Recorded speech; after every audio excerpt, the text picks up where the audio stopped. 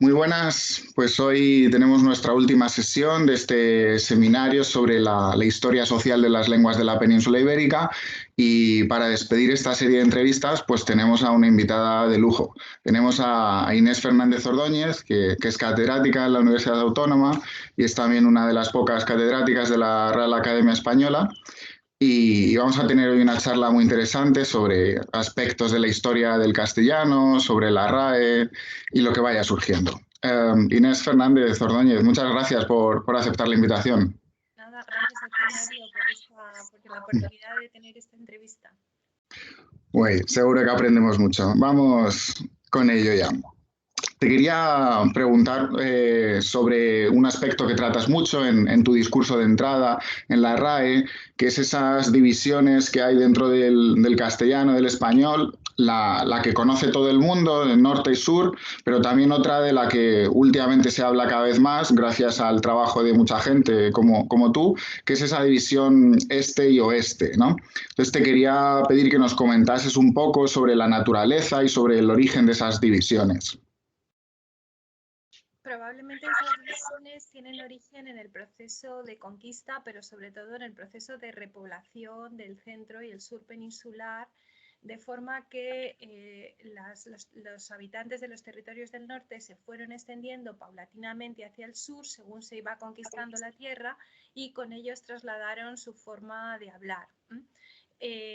Está claro que una parte de la Castilla occidental perteneció hasta época relativamente avanzada al Reino de León y de ahí que haya provincias que normalmente se engloban en Castilla, que en realidad hablan un castellano de tipo occidental muy similar al castellano hablado en las provincias que pertenecían al antiguo Reino de León. Eso sucede, por ejemplo, con Palencia, Valladolid, parte de Ávila, todo Toledo, por lo menos hasta Ciudad Real, hay un castellano de tipo occidental que se extiende en toda esa área. En cuanto al castellano oriental, son provincias, ¿no? Que, bueno, primero algunas pertenecieron a Navarra, es decir, que todo el castellano del País Vasco, La Rioja, Soria, fue originariamente repoblado por individuos de procedencia navarra, y luego las provincias más situadas más hacia el sur, como Guadalajara, Cuenca, incluso creo que en Ciudad Real prevalece más el tipo oriental que el occidental, y Albacete, Murcia, es decir, todo hasta el oriente de Andalucía, toda esa zona se repobló muchas veces con individuos que tenían una procedencia oriental, pero también a veces aragonesa. Es decir, que todos esos rasgos de origen oriental se prolongaron hacia el sur. Y esa repoblación, claro, tuvo lugar cuando el castellano, por lo menos a nivel de la población general, no estaba ni mucho menos tan estandarizado como está hoy, claro.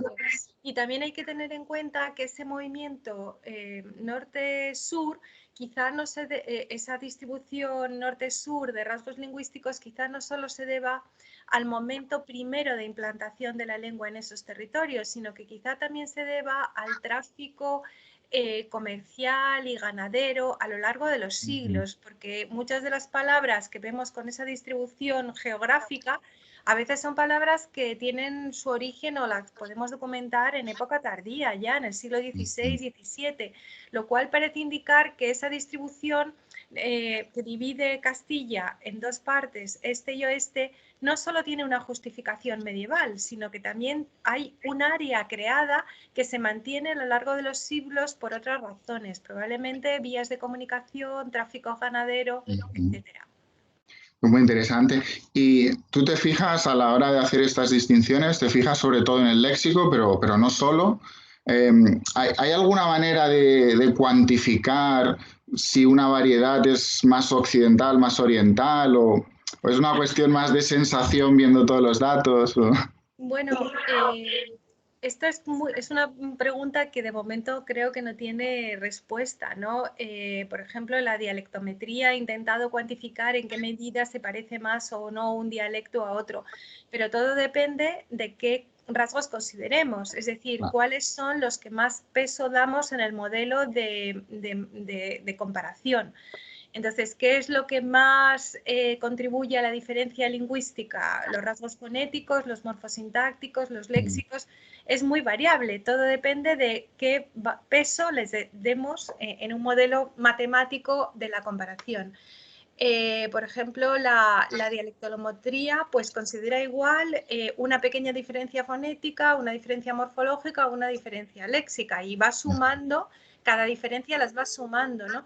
Bueno, esto también tiene sus riesgos, ¿no? Es decir, que no está claro, ¿no? Que cómo podemos cuantificarlo. Por otro lado, para poder comparar bien las distintas variedades peninsulares tendríamos que tener una dialectología histórica construida, ¿no? Sobre la historia social, geográfica de la península ibérica. Y lo cierto es que tenemos algunos estudios puntuales que nos indican que la historia de las lenguas peninsulares es más compleja de lo habitualmente considerado, pero no tenemos una verdadera dialectología histórica. Está todavía por hacer. Claro, bueno, y también las fuentes antiguas que tenemos son las que son, con la tipología textual que tienen y con las limitaciones que eso conlleva. En cualquier caso, lo que sí que aporta tu trabajo es que la historia del castellano efectivamente es más compleja de lo que pensábamos, que hay influencias occidentales, orientales, ¿no?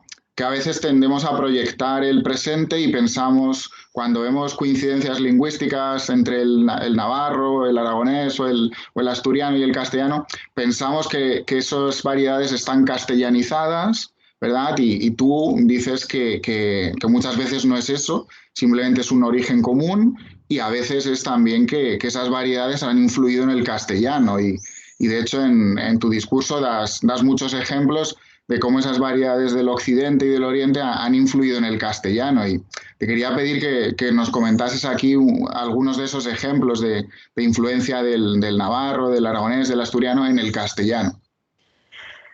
¿Del navarro y del aragonés o del asturiano? De todos. De lo que tú quieras, sí.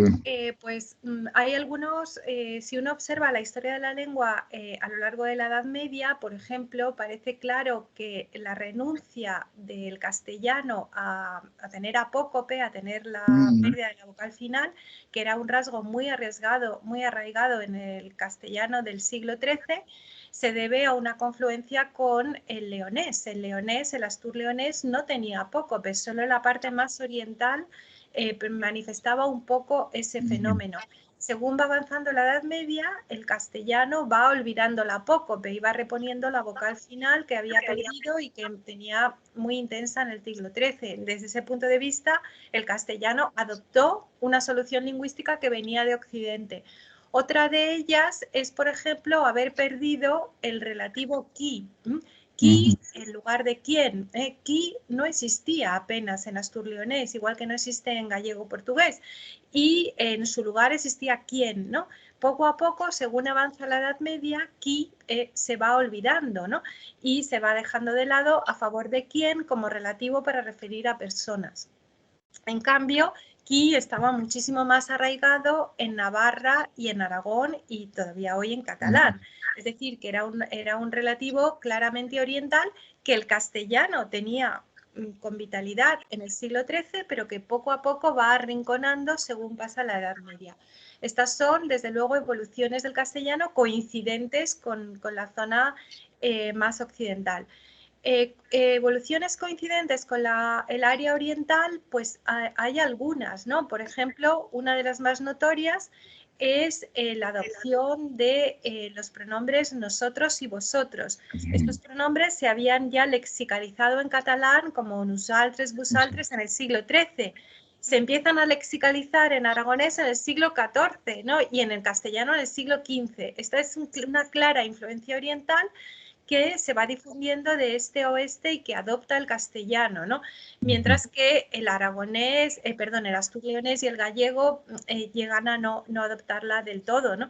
Es decir, que sería otro ejemplo de adopción oriental. Por tanto, lo que tenemos que pensar es que no podemos proyectar hacia el pasado límites políticos pensando que las lenguas de esos límites, las variedades lingüísticas que se utilizaban dentro de esos límites políticos de los reinos, no tenían ningún contacto entre sí. Sí que lo tenían, los hablantes lo tenían y las fronteras políticas no eran fronteras lingüísticas, ¿no? Como las que pensamos que existen hoy entre el francés y el español o entre el portugués y el español. Sí, eso, al leer esa parte de tu discurso me acordaba mucho de la entrevista que hice sobre el aragonés con Guillermo Tomás Faci. En el libro también lo explica que cuando en los textos de la Edad Media se habla de aragonés, efectivamente es un concepto más, casi más político que lingüístico, que la etiqueta aragonés se aplica a formas lingüísticas que pueden ser bastante diferentes entre sí.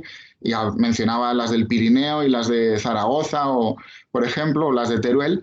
Y efectivamente, tú también lo comentas, que cuando a veces vemos un texto etiquetado como castellano en la época, a veces tiene características que recuerdan mucho al asturleonés, ¿verdad? O al O sea, navarro. o al navarro. Efectivamente, exactamente. Igual que el Reino de Aragón era plural lingüísticamente, también lo era el Reino de Castilla. Por tanto, no podemos pensar en un castellano monolítico con unas características definidas y uniformes, ¿no? Sino que el castellano en la Edad Media tenía variedades que eran prácticamente idénticas a las que se hablaban en León y tenía variedades que eran prácticamente idénticas a las que se hablaban en Navarra o en el Bajo Aragón. Entonces, realmente lo que sucedió es que todo el centro peninsular compartía variedades muy similares y, por tanto, crear etiquetas sobre qué es aragonés, castellano, leonés, en realidad es proyectar anacrónicamente las fronteras políticas de los reinos sobre las variedades lingüísticas. Y creo yo que también es proyectar nuestro concepto de lengua estándar mucho más homogeneizada, cuando en la Edad Media sabemos que el continuo lingüístico era mucho más gradual que el que existe hoy en la actualidad, claro. Por supuesto, por supuesto. Sí. Te quería preguntar también si esas influencias este-oeste, si en alguna parte de la Edad Media predomina más lo occidental en el castellano, luego el oriental, o en todo momento hay influencias de las dos zonas. Bueno, para afirmar esto tendríamos que realmente hacer una dialectología histórica, ¿no? Del español y también no solo de la Edad Media, sino luego también de la Edad Moderna, porque mis observaciones se limitan un poco a la Edad Media, pero realmente en la Edad Moderna se siguen produciendo este tipo de confluencias e influencias y entonces tendríamos que someter a crítica muchas ideas que a veces se nos han transmitido de una forma un tanto mecánica, ¿no? Como que, por ejemplo, la simplificación de sibilantes es un fenómeno de origen castellano, del norte, ¿no? Y habría que ver dónde hubo los primeros ensordecimientos, que por supuesto están documentados en Aragón ya en el siglo XIII. Por tanto, habría que ver exactamente cuál es la historia de ese fenómeno. Pero en principio los textos escritos, que no quiere decir que la lengua general, parecen representar un modelo más occidental, más próximo al Reino de León en algunos aspectos durante el siglo XIII y el siglo XIV, para abrirse a una influencia mucho más clara hacia el oriente peninsular a partir de finales del siglo XIV y el siglo XV. Y ello es lógico porque desde el momento en que tenemos en el trono aragonés una dinastía de origen castellano, las relaciones entre Aragón y Castilla se incrementaron notablemente, por lo menos en la alta cultura, de forma que en cierta medida el castellano se hizo más influyente en Aragón y el aragonés y la influencia oriental se hizo más presente en Castilla. De forma que hubo una convergencia creciente de rasgos y muchas veces podemos observar que en fenómenos de tipo léxico o incluso también gramatical hay una influencia aragonesa creciente. En realidad es una aragonesa que viene, una influencia que viene incluso de Italia, ¿no? Del humanismo y de las nuevas ideas a partir del siglo XV. Pero bueno, estas son ideas impresionistas. Completamente, queda mucho por investigar, pero porque yo realmente tenía habría que viendo investigar lo que mucho cuentas. más, efectivamente, y habría que ver lo que tú mencionabas antes, la cuantificación, ¿no? Cómo medimos qué influencia es prevalente en cada época. Sí, históricamente también tiene sentido. Al principio, claro, Castilla tiene una relación con el Reino de León muy, muy próxima, pero luego Castilla se va independizando políticamente y efectivamente tendría sentido, pero habrá que investigarlo, claro. Te quería preguntar también sobre una cuestión muy interesante y es que tú utilizas una visión panibérica para estudiar del castellano, hablas incluso que lo deseable es que sea una visión panrománica, que es una cosa que aquí en Alemania encaja muy bien. Ya sabes que no hay especialistas de español o de portugués, sino que hay que hacer como mínimo dos lenguas dentro de la romanística y yo siempre lo he pensado, que para saber qué tiene de especial tu lengua tienes que aprender otras. Así que, y como yo hago portugués, pues esa idea tuya me encantaba. Y tú mencionas ejemplos de cosas en común entre el portugués del sur, el catalán del sur, el castellano del sur, que me llamaron mucho la atención y quería pedirte que las compartieses aquí con nosotros. Sí, bueno, es muy significativo y es algo que creo que no se ha observado suficientemente, ¿no? Que hay una convergencia entre el andaluz occidental y el portugués del centro y el sur, ¿no? Las dos áreas, claro, se supone que esa convergencia no habría sido posible porque ya Castilla y Portugal estaban totalmente separadas, pero a pesar de la frontera, y desde tiempo desde el siglo XIII, pero a pesar de esa frontera política, lo cierto es que comparten evoluciones que sabemos que tienen que haber acaecido a partir del siglo XV o incluso ya en el siglo XVII o XVIII, lo cual indica que hay una convergencia lingüística de toda esa zona que se salta completamente la frontera política, ¿no? Y uno de los rasgos que me llamaron la atención es, por ejemplo, el seseo, ¿no? El seseo, la eliminación de las antiguas sibilantes alveolares y dentales. En los dialectos del norte de Portugal se mantiene, en el castellano estándar se mantiene como diferencia entre S y Z, pero en cambio en el andaluz occidental y en el portugués del centro y el sur se elimina, y además se elimina a favor de la variante dental, no a favor de la variante alveolar. Entonces hay un seseo compartido, una evolución convergente en ese aspecto de la pronunciación. Otro aspecto que tiene una distribución geográfica muy similar es que mientras que el portugués del norte conserva los pronombres, el pronombre vos como alocativo, de segunda persona del plural, el portugués del centro y el sur usa vosé, que es el equivalente a ustedes. Ustedes, perdón, que es el equivalente a ustedes. Y esto exactamente es lo que ha hecho el andaluz occidental, que ha eliminado vosotros, no utiliza vosotros y utiliza ustedes como única forma de alocutivo de segunda persona del plural. Y estas son evoluciones que solo pueden haber tenido lugar una vez que surgió vosé o usted, es decir, del siglo XVII en adelante. Por tanto, es una convergencia necesariamente posterior y resulta muy significativa, muy interesante. Y bueno, aparte de esto hay convergencias léxicas, ¿no? Que aparecen también en el discurso, ¿no?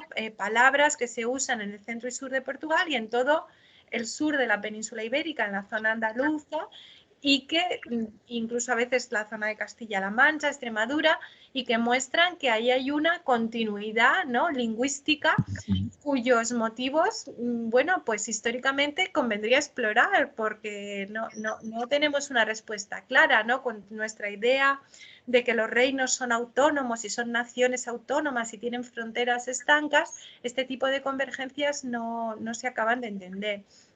Y lo mismo sucede con muchos de los fenómenos lingüísticos que explican el área europea, ¿no?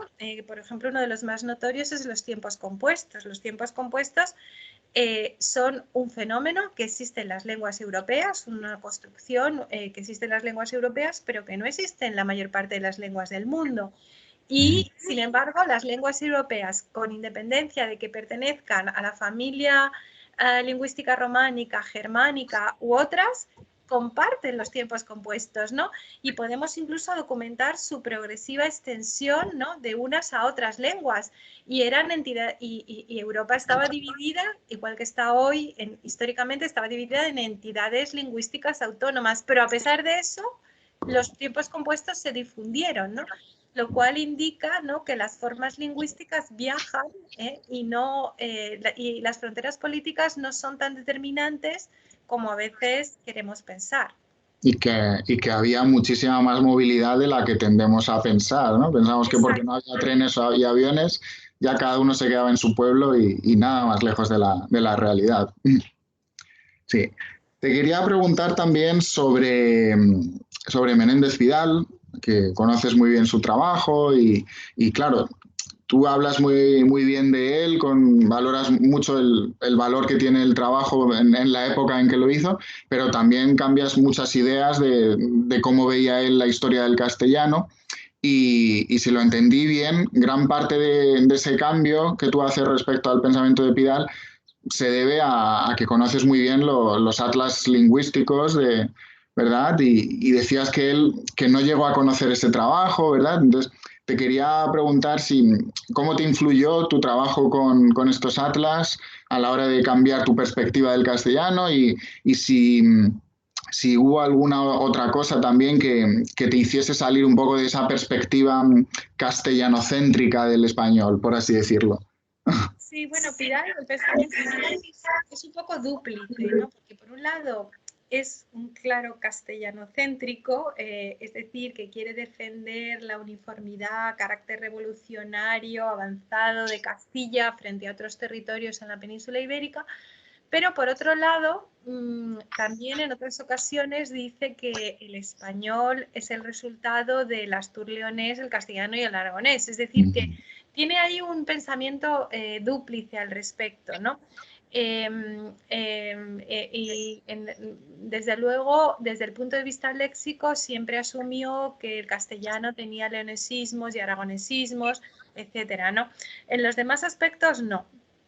Lo cierto es que el análisis de Pidal sobre la dialectología histórica originaria de la península ibérica está basado fundamentalmente en rasgos fonéticos, pero no observó ni rasgos gramaticales ni léxicos, solo hace el mapa de la comadreja y luego hace también un mapa sobre la forma de denominar el cerro, el coto, el puello, una altitud, ¿no? Una colina, ¿no? Pero no hay más observaciones. Y lo cierto es que hay por un lado un determinismo ideológico, un prejuicio previo, pero también es verdad que no llegó a conocer los datos del Atlas que le hubiera podido proporcionar otras claves de interpretación, que es el Atlas lingüístico de la península ibérica.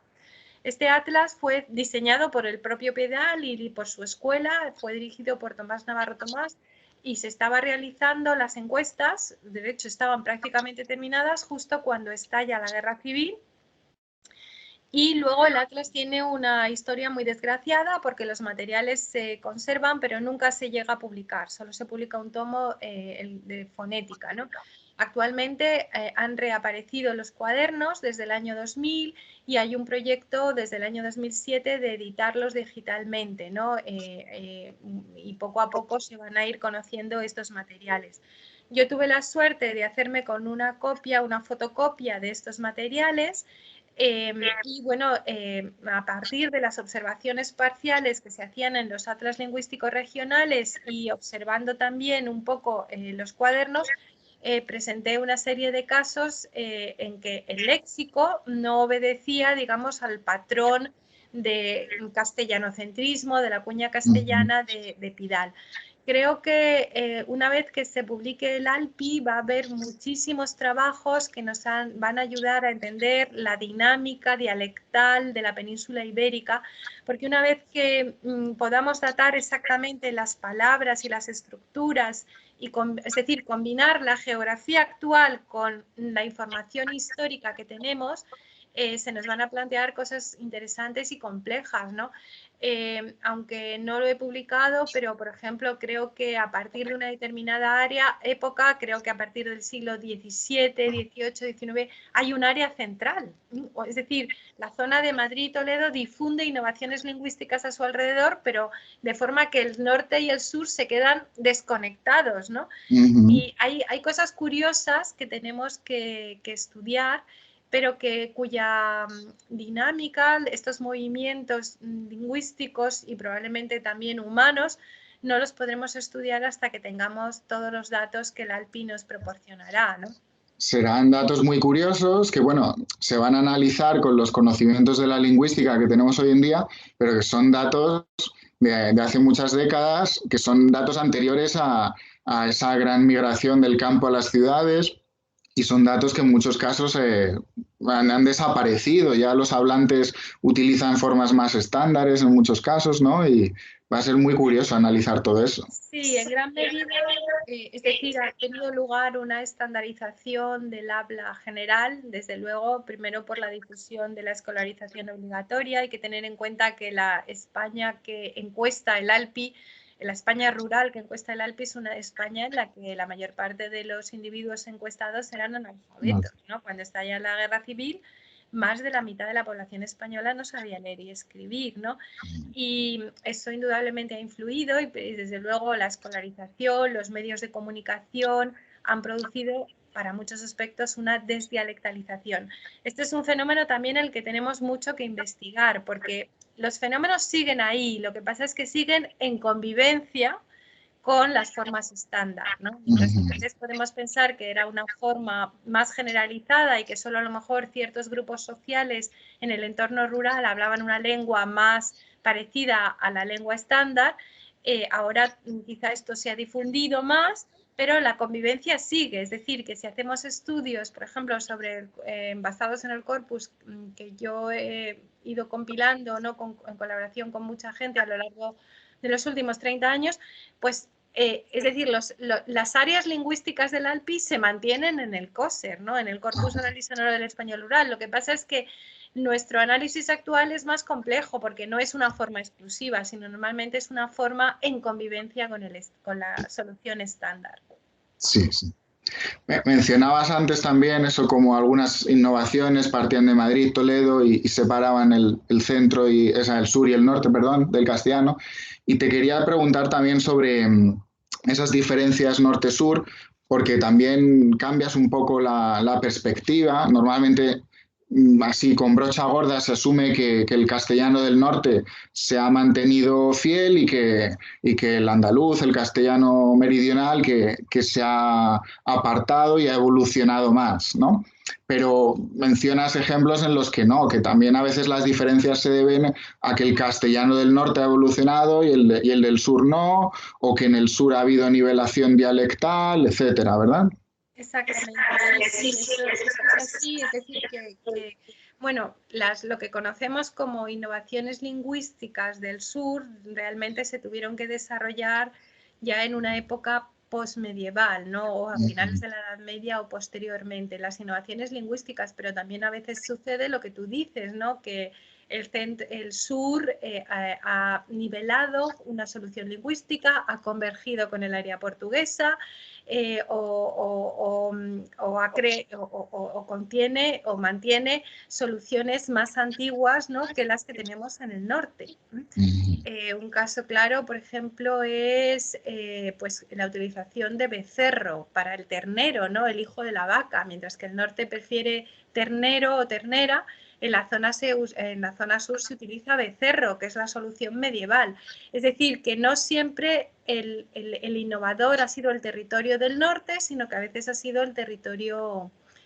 el innovador no siempre ha sido el territorio del sur, sino que la innovación a veces procede del norte. Vale. Te quería preguntar también sobre el mozárabe, ¿no? Porque ya sabes que muchas veces es como un comodín para explicar cosas que no conocemos muy bien. Por ejemplo, leyendo sobre la historia del portugués, pues veo muchas referencias a que supuestamente el mozárabe cambió el habla de Lisboa respecto al de Coimbra, Porto, o también para el valenciano, sobre todo en textos no muy científicos, se utiliza ese comodín de no, no es lo mismo que el catalán de Cataluña porque aquí están los mozárabes. Para el andaluz también lo he leído. Y para el bajo aragonés. Y para el bajo aragonés también, eso no lo sabía. Sí. Pero veo muchas referencias a que el mozárabe supuestamente ha influido, pero no veo un razonamiento de el mozárabe tenía esta característica lingüística que comparte con portugués de Lisboa, andaluz, valenciano. Entonces, también lo podrías decir para el Toledo, ¿no? Muchas veces se ha opuesto la diferencia entre, por ejemplo, el propio Rafael Lapesa, ¿no? la diferencia entre Toledo, el castellano de Toledo y el castellano de Burgos, suponiendo que en Toledo había un importante núcleo mozárabe, lo cual está acreditado desde luego desde el punto de vista histórico. Claro, eso es lo que te quería preguntar. ¿Qué sabemos de las condiciones sociales del mozárabe? De cuándo entraron en contacto de verdad los hablantes de mozárabe con los de las otras lenguas. ¿Y qué sabemos Vamos a lingüísticamente ver, del aquí hay mozárabe? posiciones muy encontradas, ¿no? Tenemos un poco la posición que representa o representaba, porque falleció desgraciadamente el año pasado, Federico Corriente, de acuerdo con la cual el mozárabe era inexistente, ¿no? O sea, que cuando llegan los cristianos a Toledo o llegan a Zaragoza o llegan a Lisboa en el siglo XI o a principios del XII, en el caso de Zaragoza, los núcleos mozárabes que hay allí son individuos completamente arabizados y que no tienen mantenimiento, ¿no? de su lengua. Desde el punto de vista de la escuela, digamos, heredera de Pidal, la otra postura sería la de Álvaro Galmes de Fuentes, también fallecido, que decía que esos individuos eran bilingües, pero que mantenían de alguna forma su lengua. Mi opinión personal, claro, yo no soy especialista. Desde luego es indudable que estos individuos eran bilingües y además eran bilingües desde tiempo atrás.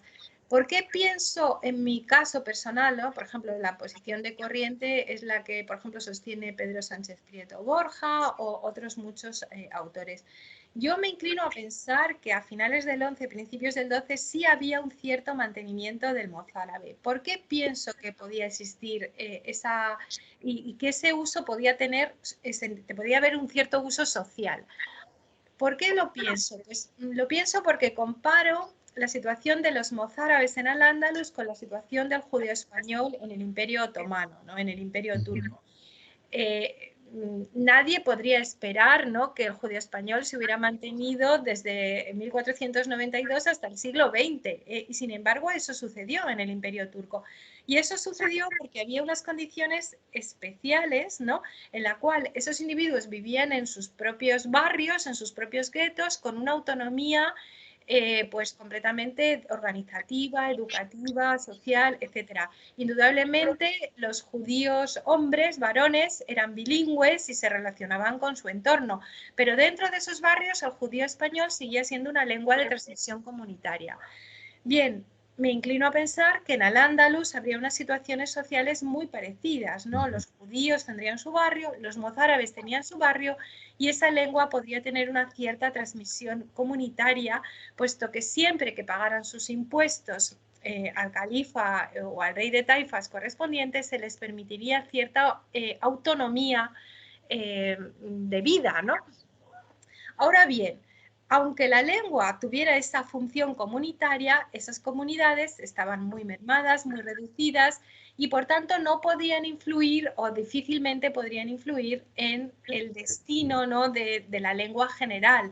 Es decir, una vez que los cristianos del norte llegan a esas ciudades de Al-Ándalus, las conquistas, se establecen en ellos, la población mayoritaria era de origen norteño, septentrional, no mozárabe, ¿no? Los mozárabes serían una comunidad y por tanto una comunidad reducida, menguada, muy debilitada. Por tanto, su capacidad de influir sobre el destino general de la lengua en esos territorios me parece muy poco probable, ¿no? Es un poco es el mismo problema que tenemos cuando hoy se dice que la lengua de los inmigrantes puede influir en el destino del español general. Los inmigrantes son siempre una minoría que vive en una situación, digamos, de marginación. En muchas ocasiones su capacidad de influir sobre la lengua general o sobre el destino de la lengua común está muy mermado. Puede existir en algún caso, pero realmente no hay una hibridación o una criollización como la que tuvo lugar, por ejemplo, en el portugués de Brasil, que pueda justificar eso. Por tanto, mi postura al respecto es: hay mantenimiento comunitario de la lengua mozárabe hasta que tiene lugar la conquista, finales del siglo XII, porque yo pienso, que las noticias históricas avalan la existencia de esas comunidades, igual que las fuentes históricas nos aseguran el mantenimiento del judío español que hemos presenciado ante nuestros ojos hasta el siglo XX en el Imperio Otomano. Y la sociedad andalusí en ese sentido era muy similar. Por tanto, no pienso que todos los mozárabes estuvieran completamente arabizados y no fueran bilingües. Capacidad de influencia de esos grupos mozárabes sobre el destino general del español o del portugués o del catalán que se implanta en las ciudades conquistadas, en mi opinión, es una capacidad de influencia muy limitada y que en 1, 2, 3 generaciones acabó, es decir, esos grupos acabarían por asimilarse a el dialecto que por nivelación surgiera en esos territorios. Por tanto, creo mucho más efectiva la nivelación lingüística como fuerza transformadora de los dialectos creados en esos territorios que la influencia del mozárabe, ¿no? Por otra parte, nuestro conocimiento del mozárabe es siempre muy limitado, es decir, las fuentes no son directas, es siempre a través de textos aljamiados en los que se utiliza el alifato árabe o hebreo. Por tanto, muchas veces nuestra idea sobre lo mozárabe es más una hipótesis, un desideratum, que una realidad. Exactamente. Sí, yo estoy muy de acuerdo con todo lo que dices, de que la nivelación probablemente fue mucho más importante. Me acordaba ahora del caso de mi pueblo. Yo soy de Illescas, un pueblo de Toledo, que fue repoblado por francos. Y obviamente en nuestro dialecto local no hay ningún rasgo occitano. Y sin embargo, bueno, era el componente mayoritario. Es decir, que sí que es verdad que hay una capacidad de que la mayoría se diluya por nivelación y con la influencia del prestigio de la variedad regional más prestigiosa, ¿no? Me acordaba también ahora cuando mencionabas el caso de los inmigrantes. En Madrid es muy interesante. Hay barrios del sur de Madrid, de la ciudad, que claramente los inmigrantes o los descendientes de inmigrantes de Hispanoamérica son mayoría en el barrio y sin embargo los oyes hablar a esos madrileños que sus padres vienen de Hispanoamérica, pero que ellos ya han nacido en Madrid y hablan con un castellano que no tiene ningún rasgo americano, ¿verdad? O sea, y claramente oirán mucho dialecto cubano, dominicano en su día a día, pero viven en la comunidad y la tele, la educación y van en la dirección de lo que tiene más prestigio. Socialmente prestigioso. Y yo me imagino, claro, el caso de la repoblación, aunque pudiese haber bolsas de francos o de mozárabes, al final era el contingente políticamente dominante era el que venía del norte y yo imagino que sería el modelo a seguir, ¿no? Y no solo el momento de la repoblación, sino hay que pensar también en la población que siguió acudiendo al centro y al sur a lo largo de los siglos, ¿no? Que siempre nos fijamos en el momento fundacional de esos territorios, pero no tenemos en cuenta que durante muchos siglos la población del centro y el sur peninsular fue muy deficitaria, había muy poca gente, de forma que muchas veces los que allí se establecieron vinieron a lo largo de siglos posteriores, ¿no? Y esos individuos, pues probablemente influyeron tanto más que los que ocuparon el territorio en el momento fundacional, ¿no? De recuperación. Sí. Quería preguntar también, para ir cerrando un poco la Edad Media, sobre esta moda de escribir en romance, que tú cuentas que entra en la península a través de Navarra, que es algo que se suele pasar por alto. En general, el romance navarro yo creo que se le da bastante poca atención en la filología hispánica y tú sí que lo señalas ahí como la puerta de entrada, ¿verdad? Y te quería preguntar eso, ¿cómo fue ese proceso de escribir en romance, que como hemos hablado en otras entrevistas, viene de Francia, etcétera? ¿Cómo entra en la península? ¿Cómo se extiende? Bueno, aparte de Navarra tendríamos dos núcleos de entrada, es decir, escribir más que el romance, y la innovación es la escritura en romance, es decir, el hecho de poner por escrito la lengua romance, algo que antes no se usaba porque se podía hablar romance, pero la lengua de la cultura escrita era el latín, ¿no? Entonces, los dos núcleos en los que más tempranamente se detecta esa innovación cultural, porque es una innovación cultural, es una revolución cultural, son por un lado Cataluña y por otro lado Navarra. Curiosamente no tanto Aragón, porque Aragón mantiene una scripta latina hasta época posterior, bastante tardía, ¿no? Navarra estaba en un contacto estrecho con el mundo occitánico y también había allí núcleos de pobladores de ese origen, ¿no? Y es muy curioso, ¿no? Quizá la explicación es el Camino de Santiago, ¿no? Porque en Aragón no tenemos Camino de Santiago, pero ahí sí tenemos Camino de Santiago, y entonces quizá la innovación cultural, igual que pensamos que la épica viene a través de los Pirineos, ¿no? Por más que le fastidiara a Menéndez Pidal, que quería hacer ver que había una épica de origen germánico y autóctono en la península ibérica, pero igual que viene la épica o vienen otras formas líricas como la poesía de los trovadores, imitada en gallego-portugués, pues también a través del Camino de Santiago probablemente viene la innovación de escribir en romance. Y lo cierto es que justamente es en ese entorno navarro, en Navarra o en territorios conquistados o repoblados por navarros, donde primero empiezan a aparecer, o en territorios vecinos a Navarra, ¿no? Donde empiezan a aparecer muchos de los testimonios más antiguos del romance escrito, ¿no? Por supuesto, las glosas emilianenses son un testimonio muy antiguo. El propio Berceo, riojano, es un testimonio muy antiguo.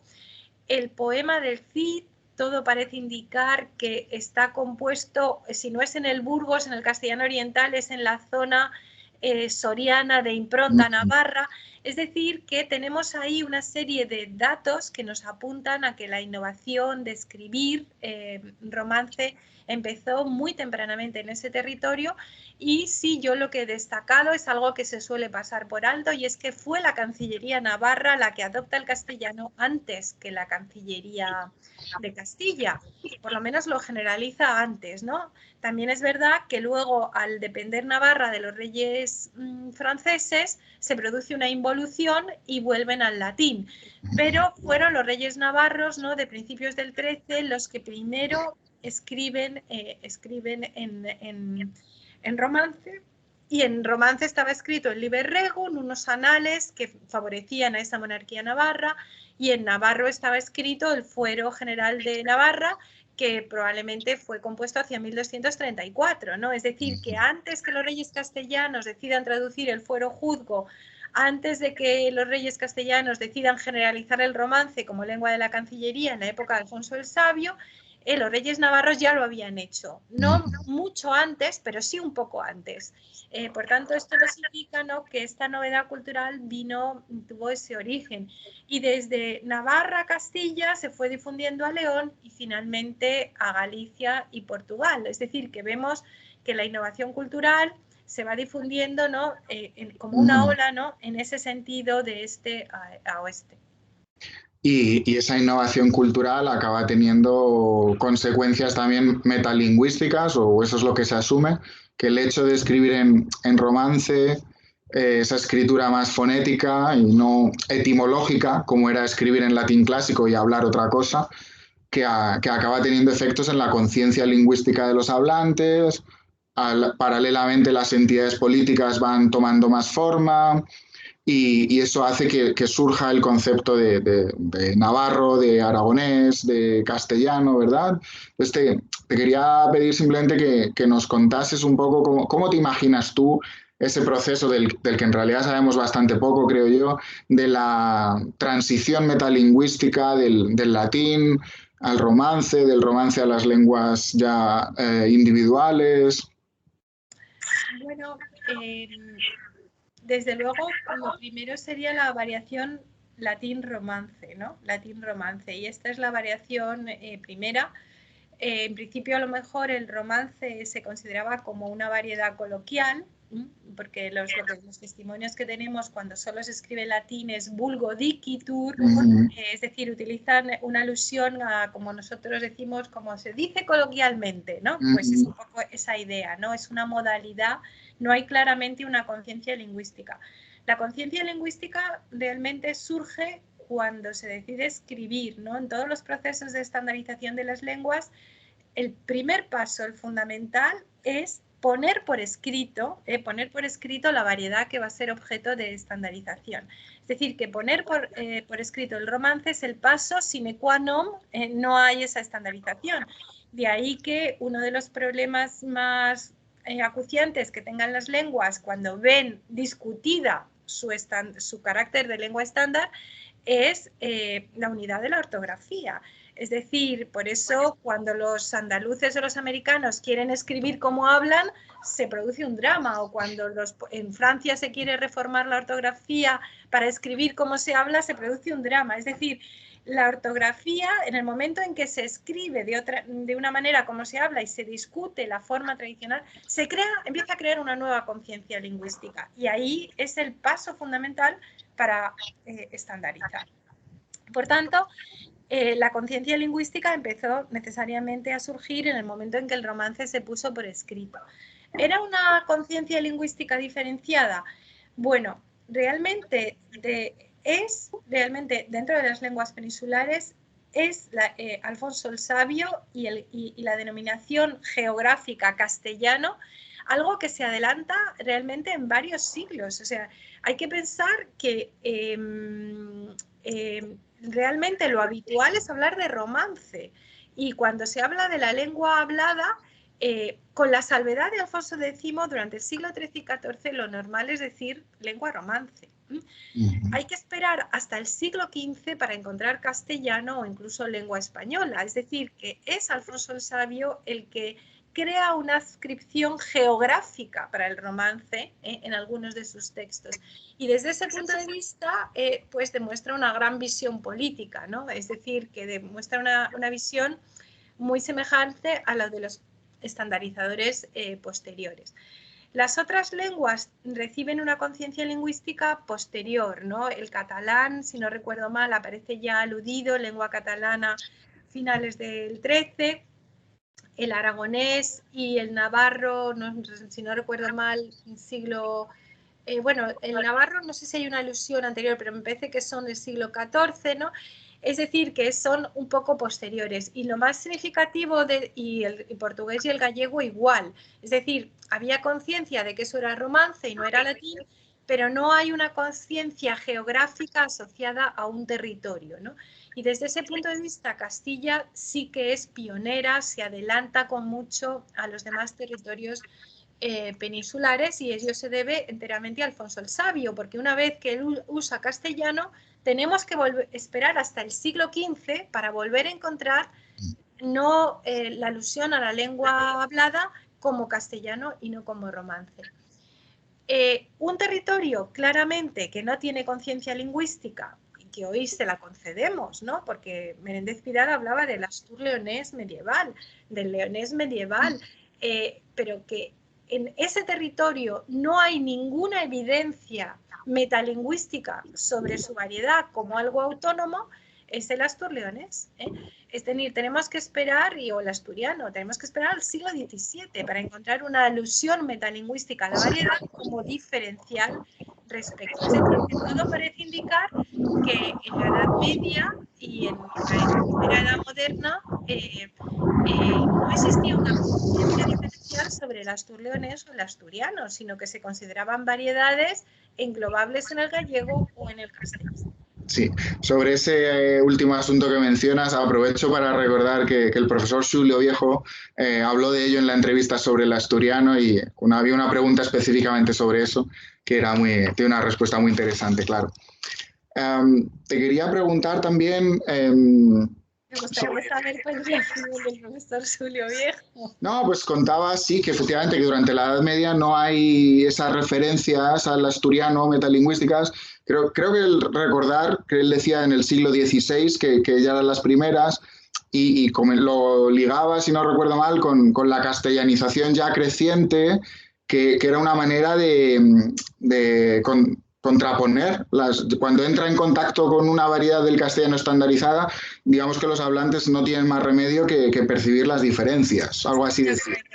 Estoy de acuerdo. Yo la referencia que conocí era del 17, pero es muy probable que el profesor Xulio Viejo haya localizado alguna anterior. Puede ser que esté citando yo mal también. Ahí está el vídeo y las publicaciones de Xulio Viejo, que son muy interesantes también. Te quería preguntar también sobre esa cuestión que decías, claro, Alfonso X se adelanta metalingüísticamente. Por otro lado, tenemos ya en Francia, ¿no?, los juramentos de Estrasburgo. Y entonces yo lo que me pregunto es hasta qué punto es posible que en esos territorios donde no hay una conciencia metalingüística explícita en un documento, hasta qué punto es posible que no tuviesen esa conciencia, porque quiero decir, si tú eres catalán y tienes a Alfonso X hablando del castellano, conoces esos textos que se producen en Francia que no se escriben en latín, eh, como que es un poco inevitable, por lo menos para la gente culta, es un poco inevitable pensar que tú no estás hablando. Bueno, yo creo que la conciencia lingüística en el catalán surge desde el momento en que se escribe catalán, es decir, que y eso es bastante antiguo, incluso antes que en el castellano, ¿no? Por supuesto que tendrían una conciencia lingüística. Lo que no tenemos es la documentación, o sea, la referencia Sí. metalingüística. A veces me acuerdo, me parece que era Jaume I que decía al nostra y a ti.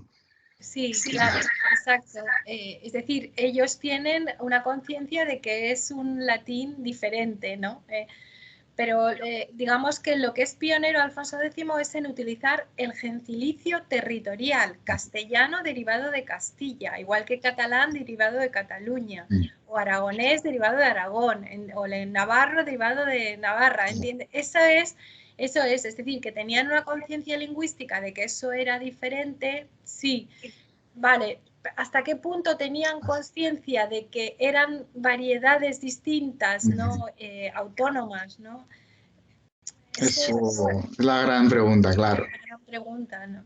Una de las cosas que tú comentas también es que, aparte de estas referencias metalingüísticas, que también tenemos que prestar atención a, por ejemplo, a la simple existencia de glosas, ¿no? En las glosas que hay en romance no se habla esto es castellano, pero la propia glosa ya en sí es información. Claro, es Claro. información de que no se siente suficientemente cercano y hay que traducirlo. O sea, la necesidad de traducirlo muestra una conciencia lingüística. Y esa conciencia, supongo yo también que en los territorios que había contacto por ejemplo, con el vasco, pues que también quizá allí tenían más esa conciencia lingüística más desarrollada, no lo sé. En fin. Sí, sí, yo estoy completamente de acuerdo. Yo he defendido eso porque precisamente al ser el vasco una lengua tipológicamente no emparentada con las lenguas romances, es evidente que tienen que tener una conciencia, igual que con el árabe.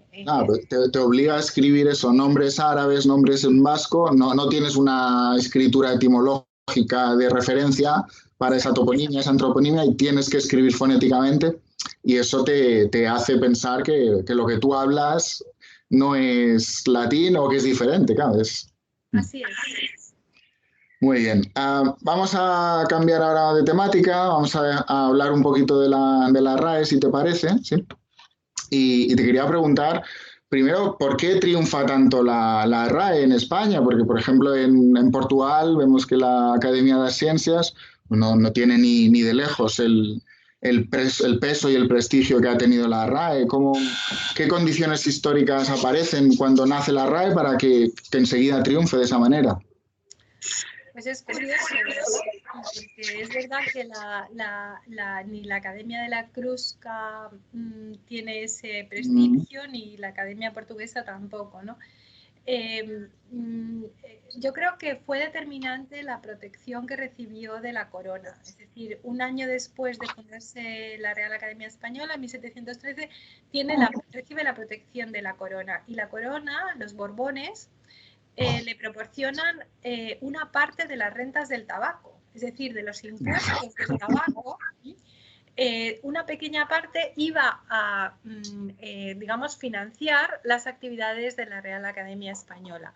Por tanto, la protección regia fue determinante, ¿no? Luego, porque hicieron oficial la ortografía, luego en época de Isabel II hicieron oficial la gramática para la enseñanza en las escuelas. Es decir, que el apoyo del poder político, y en este caso de la monarquía, ¿no?, que era su cabeza, fue determinante para que tuviera esa acogida. Poco a poco los impresores, y para ello fue también determinante, es decir, el éxito de una codificación depende de que los hablantes y la colectividad lingüística, ¿no?, la comunidad lingüística, acepte la codificación, porque a lo largo de la historia del español se han propuesto numerosísimas codificaciones y sin embargo solo tienen éxito aquellas que al final tienen el consenso colectivo, ¿no?, de los hablantes. Entonces, la actitud de los impresores, que empezaron a seguir las normas ortográficas de la academia, también fue determinante, ¿no? No fue un proceso automático, duró un siglo o más de un siglo, pero poco a poco los impresores fueron adaptando las recomendaciones ortográficas de la academia y en el momento en que se hace oficial, la ortografía y luego a mediados del siglo XIX con Isabel II la gramática, la academia tiene un peso importante en la regulación del español y aceptado por los hablantes, entre otras cosas porque se lo han enseñado en la escuela. Otro factor que sobre todo en la segunda mitad del siglo XIX, no tanto en la primera ni en el siglo XVIII, pero sí en el siglo XIX y en la primera mitad del siglo XX, o por lo menos hasta 1920 y tantos, es que muchos políticos forman parte de la academia, es decir, jefes de gobierno, ministros. Por tanto, no es solo ya el poder monárquico, sino que es el poder político constitucional que avala, ¿no?, todas las actividades de la institución, con lo cual su capacidad para difundir la regulación que establezca es enorme, es enorme. Y una vez establecido ese poder, digamos, ese prestigio basado también bueno, desde luego en la Ilustración en el 18, en el amparo de la corona y luego en el poder de las fuerzas, digamos, los partidos liberales y conservadores en la época constitucionalista, en el 19 vino, digamos, el refrendo científico, ¿no?, que es el que inaugura Menéndez Pidal como director de la academia y a partir de su iniciativa se incorporan a la academia técnicos del lenguaje, con lo cual eso hizo que la academia no se quedara desligada de la comunidad científica, porque si hubiera seguido con su tradición de políticos y escritores, se hubiera quedado un poco como sucede hoy con la Academia Francesa, que es una institución que está completamente al margen de la regulación y de la codificación del francés, porque, entre otras cosas, no reconocen lo que sucede en la calle, ¿no? Mientras que la incorporación de técnicos del lenguaje, de filólogos, de expertos del lenguaje, a partir del ejemplo de Menéndez Pidal, ha hecho que la academia reconozca lo que sucede en la colectividad, en los usos del español. Y ese reconocimiento ahora, sí, es fundamental, porque si no, la academia se hubiera convertido en lo que es hoy la Academia Francesa, una institución llena de gloria, pero cuyas recomendaciones lingüísticas no tienen el refrendo colectivo de la comunidad lingüística. Sí, ahí quería ir yo a ese cambio que ha habido en la actitud de la RAE, en su actividad, que obviamente cuando nace tiene un fin muy prescriptivista, ¿no? Se ve perfectamente en el lema, pero sí que es verdad que en los últimos tiempos ha intentado ser más descriptivista o tener una prescripción más amplia, más relajada, no lo sé. También ha intentado ponerse de acuerdo con que haya colaboración entre la Academia Española con todas las de Iberoamérica, o sea, ponerse al día, ¿no?, con el nuevo contexto geopolítico, postcolonial, etcétera. Pero, por otra parte, yo tengo la sensación de que a veces que no está muy claro si la RAE quiere ser descriptivista o prescriptivista, ¿no? Y te pongo un ejemplo muy concreto. Me acuerdo cuando se cambió esto del imperativo con el verbo ir, que ya no hay que decir idos, sino iros, no, tal. Y recuerdo, era un tuit de Pérez Reverte, como, bueno, ya podemos decir sin complejos iros. Entonces, claro, subyace ahí una ideología prescriptivista, ¿no? Y además también cuando ese cambio se produce, el cambio en la comunidad lingüística, ya nadie decía idos. Yo nunca he oído a nadie decir idos en toda mi vida. En algunas cuestiones como que parece que la RAE como que todavía va un poco lenta en esa tarea de ser más descriptivista, no lo sé. Vamos a ver, las dos cosas no son dos polos, ¿no? Sino que están, pueden combinarse. Efectivamente, tú puedes hacer prescripciones contra el uso general o puedes hacer recomendaciones o prescripciones basadas en el uso. La función de la RAE, desde luego, y lo tiene en sus estatutos, es establecer recomendaciones sobre el buen uso del español. Claro, lo importante es definir cómo establecemos el buen uso del español. El buen uso del español no puede ser la voluntad de los académicos o sus opiniones, como sucede en la Academia Francesa, sino que el buen uso del español tiene que estar basado en el uso colectivo. Eso sí, de las personas cultas, es decir, de lo que normalmente se considera. Aquí sí que hay una recomendación muy clara basado en las personas que escriben, utilizan la lengua de la cultura escrita, ¿no? De las personas educadas, ¿no? Este es un poco el uso. La recomendación. Que no emita recomendaciones, bueno, esto sería dificultoso porque la propia comunidad lingüística está exigiendo, quiere recomendaciones. Es decir, el que no es un experto lingüista, el que no es un filólogo, normalmente quiere recomendaciones. Quiere decir, ¿esto está bien o está mal? Es como si en nuestra forma de vivir en la vida dijéramos, ¿está bien o está mal ponerme un tatuaje? ¿Está bien o está mal salir bien en pijama a la calle? Oiga, pues haga usted lo que le dé la gana, ¿no? No tengo yo, si utilice usted el lenguaje como quiera, ¿no? Pero la gente necesita, exige normas desde alguna forma, ¿no? Y está en los estatutos de la RAE. Entonces, mientras que en un primer momento el buen uso estaba basado en la voluntad de los académicos, lo cierto es que desde que se han incorporado filólogos lingüistas a la academia, el buen uso está basado en la colectividad. Y además se entiende que hay varias colectividades. No es lo mismo América o distintos países de América que España. Es decir, que la norma emana del uso. Ello no quiere decir que a veces haya obras algo desfasadas que se están revisando actualmente, como es el caso del Diccionario Panhispánico de Dudas, que para muchas cuestiones ha quedado anticuado respecto de la gramática de la academia. La gramática es un modelo de descripción de todas las variedades. Luego recomienda las que tienen uso prestigioso en la comunidad, pero las describe todas. Las describe todas. También es verdad que creo que la población general muchas veces tampoco tiene muy claro la función de la Real Academia y mencionabas ahora el diccionario y ha habido a veces polémicas muy tontas de colectivos que se han quejado por determinadas definiciones, cuando si leías la definición era el uso real que se asociaba a esa palabra y no significa que a la RAE le parezca bien que a tal o cual colectivo se le margine, sino simplemente que refleja que a ese colectivo se le margina utilizando ese término, ¿no? Es que eso es así, tú no puedes introducir esas valoraciones, lo que refleja la RAE es el uso. Es decir, si tuviéramos que eliminar todo lo que molesta a la gente, tendríamos que quitar la palabra gilipollas. Es decir, el uso implica que en una determinada situación uno le puede llamar a otro gilipollas, ¿no? Que no es lo que se debe hacer, ¿vale? Pero el uso está ahí. Por tanto, no hay que considerar que lo que refleja es el uso y la lengua se puede utilizar para muchos propósitos, ¿no? Yo reconozco que tengo sentimientos encontrados con la RAE. Por un lado, a veces me molestan ciertas cosas como lo del imperativo, que se tardase tanto, por ejemplo, en reconocer eso.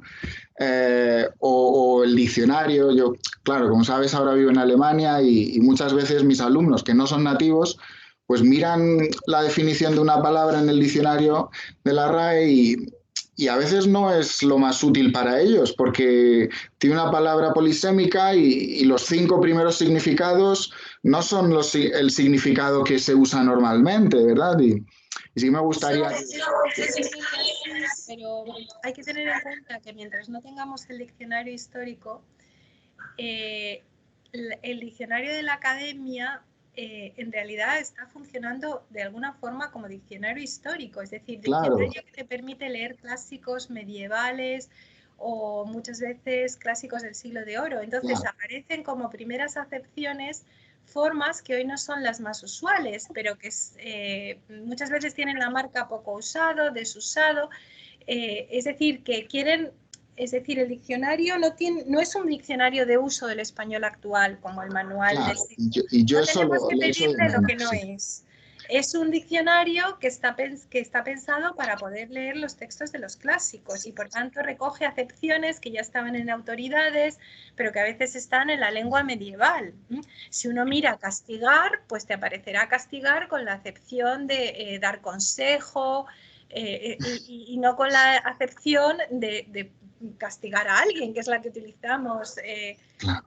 ¿Entiendes? Entonces no podemos pedirle al diccionario lo que no es, porque mientras la nueva edición del diccionario de soporte digital está basada más bien en el uso actual, la que se está trabajando, pero mientras no tengamos un diccionario histórico que recoja las acepciones antiguas, ¿no? Y se puedan separar esos dos diccionarios, realmente el diccionario de uso no es un diccionario de uso, es un diccionario que recoge los significados que una palabra ha tenido en etapas muy diferentes del español. Eso sería lo ideal, que hubiese dos diccionarios claramente separados, porque toda esa información que está en el diccionario, información a nivel histórico, es impresionante. Muchas veces simplemente mirando el significado de una palabra puedes ver evoluciones semánticas muy interesantes, comparando las distintas acepciones. Se ve una evolución metonímica o metafórica muy interesante. Pero yo, por otro lado, claro, he hecho en falta un diccionario para el castellano como el diccionario de Cambridge para el inglés, que tienes hasta las palabras te indican si son A1, C1, C2, y por supuesto la primera acepción es la más utilizada, la que te vas a encontrar en el 80% de los casos que veas ese texto, y yo pienso, oye, el español con la entidad, el peso que tiene a nivel mundial, y nos falta ese diccionario tan bueno como el de Cambridge. De acuerdo. De acuerdo, no. Pues a ver si gente como tú que tenéis mano y conseguís financiación, a ver si se puede solucionar algún día. Ojalá.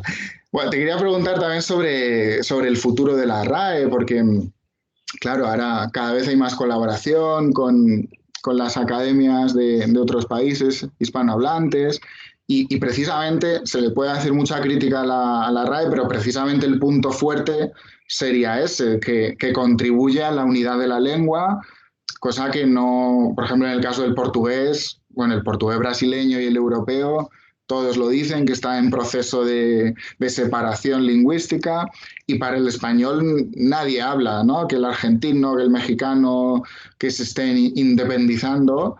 Y entonces te quería preguntar, ¿la RAE cómo puede y debe contribuir a que esa unidad se mantenga? Bueno, la unidad, en realidad, mientras no se cuestione la ortografía, la unidad creo y ahí tenemos una ortografía compartida, ¿no? Eso es un punto, creo, importante. Luego, lo determinante para la unidad o separación de las lenguas es la proyección identitaria, porque entre el portugués brasileño y el portugués europeo existen tantas o más diferencias que entre el español de Argentina o el español de la península, ¿no? Para mí, es decir, en cambio entre el valenciano y el catalán apenas existen diferencias, pero una parte significativa de los hablantes de valencianos no se proyectan en el catalán. Por tanto, para mí lo diferencial es fundamentalmente la proyección identitaria, es decir, en qué colectivo tú te proyectas. Se proyecta un subgrupo de hablantes. ¿Te proyectas en una comunidad mayor o te consideras autónomo? Entonces, afortunadamente, en el español, esa proyección es comunitaria. Y creo que la labor de las academias, ¿no? El hecho de que las academias, no solo la Academia Española, sino cada academia latinoamericana tenga un reconocimiento en su propio país, es determinante para que el lenguaje se mantenga hasta cierto punto unido. ¿Y crees que puede cambiar el polo? Porque por mucho que la estandarización sea pluricéntrica o respete la variación de la tópica, siempre suele haber una variedad que tiene más peso que otras.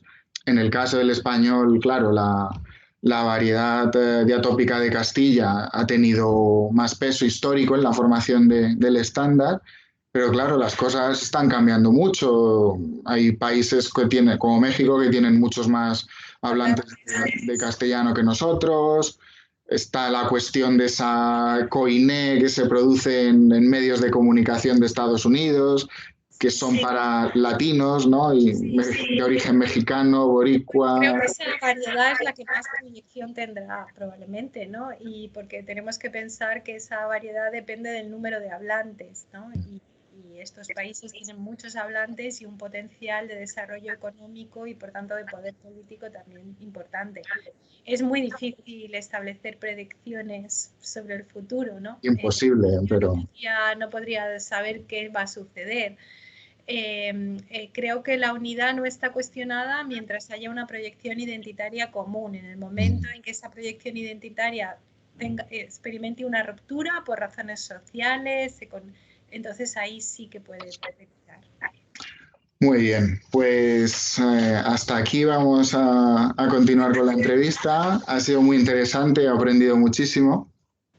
Y bueno, te quería dar las gracias a ti, pero también voy a aprovechar para, como eres la última entrevistada, voy a aprovechar para dar las gracias a todos los especialistas que han pasado por este canal, que, bueno, es una de las pocas cosas buenas de la pandemia. Ya sabemos todos que ha habido mucho sufrimiento, muchas muertes, muchas depresiones, pero gracias a la pandemia es verdad que también nos hemos digitalizado mucho más, por ejemplo, en un curso normal, pues quizá habría invitado a uno de vosotros a mi curso, habría pagado el avión y el hotel a Mainz, y gracias a la pandemia, pues he tenido a un montón de lingüistas de un nivel extraordinario que espero que, bueno, sirva a mucha gente, a mis alumnas y a gente que nos vea en YouTube para aprender mucho más.